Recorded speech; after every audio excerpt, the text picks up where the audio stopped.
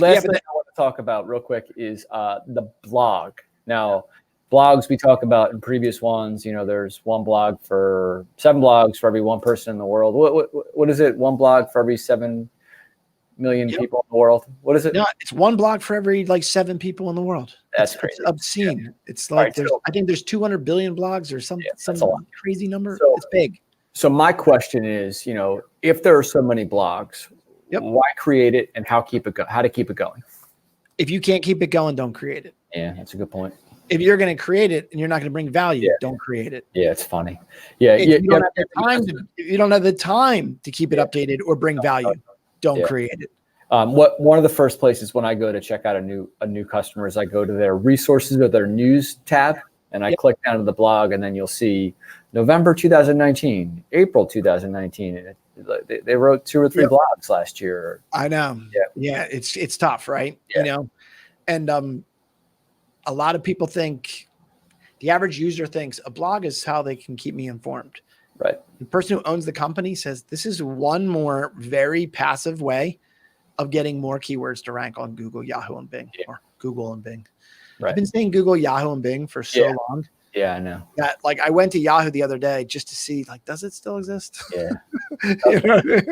I think it does. I think it does. Yeah. Yeah. Okay. Yeah. Right. Anyhow, I was saying something about don't create if you're not going to do it, but also know that it's an SEO goldmine. Now, the conversation has to be very different there, though. Imagine when I talk about your products and services, you want to get to data and you want to get to the very rich things on your product pages, on these content pages that live outside your blog. But when you are in the blog, that's sort of like if you and I went out for coffee or grabbed a beer or something like that. That's where you get to talk very conversationally. You can have humanize ice cream. Yeah. That's what a blog exists for. But the blog is usually very top of the funnel. It's very awareness. And then the awareness. Yep. So is that when we use the term 80-20? Is that? Yeah. So I like to use 80-20 in your social media. Okay. But can you apply that to the blog? Yeah. So the 80-20 concept is essentially nobody wants you to be talking about yourself all the time. Mm-hmm. So if you have a blog and you're a thought leader, right, you're going to be writing about content. You can't I personally get the first draft from my writers and I'm take the word Farotech out every single time. Right. Because I want you to say use a digital marketing agency. You know what I mean? Because what I don't want you to feel like is you're being sold. I'm here to educate you and teach you. And if Farotech is the right choice for you, you're going to know it. You know what website you're on. Do you know what I mean? Yeah, definitely. But if it sounds like it's Farotech, people are going to be there. Right. It's a sell sheet. Yep. Definitely. Yeah. But every blog is you can get to shoot it out into space. You get to promote it.